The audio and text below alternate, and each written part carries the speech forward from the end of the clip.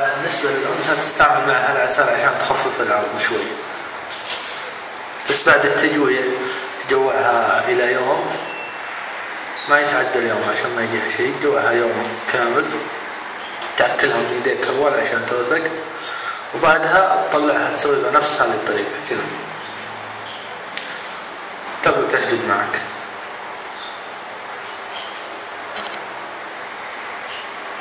والصبر في الترويض، لازم تصبر على الطير ولا تؤذيه عشان هو ما يؤذيك.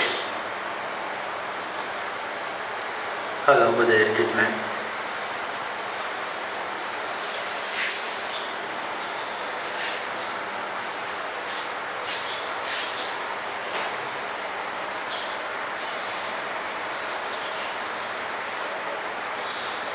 تحتاج إلى لبس القفاز أثناء الترويض.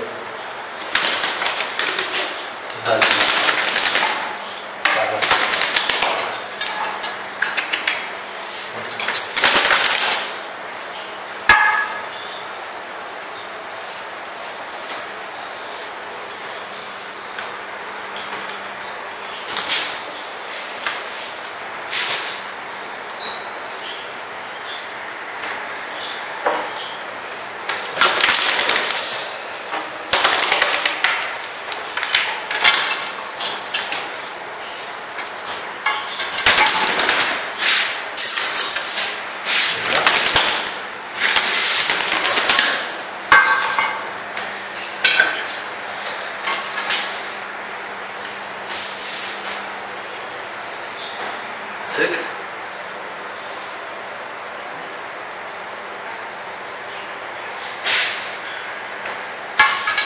هذه أفضل طريقة لترويض الطير، تستخدمها مع 7 أيام.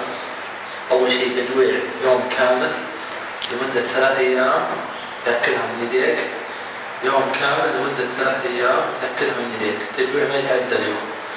وبعدها تجيبها قدام المراية بالعصات، بيدك واحدة بالقفاز، واليد الثانية تمسح عليها بدون قفاز عشان تتعود على المسح بالقفاز.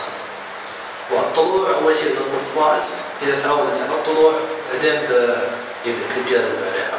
تستخدم العسل عشان العض، والذكر عضله أخف من الأنثى.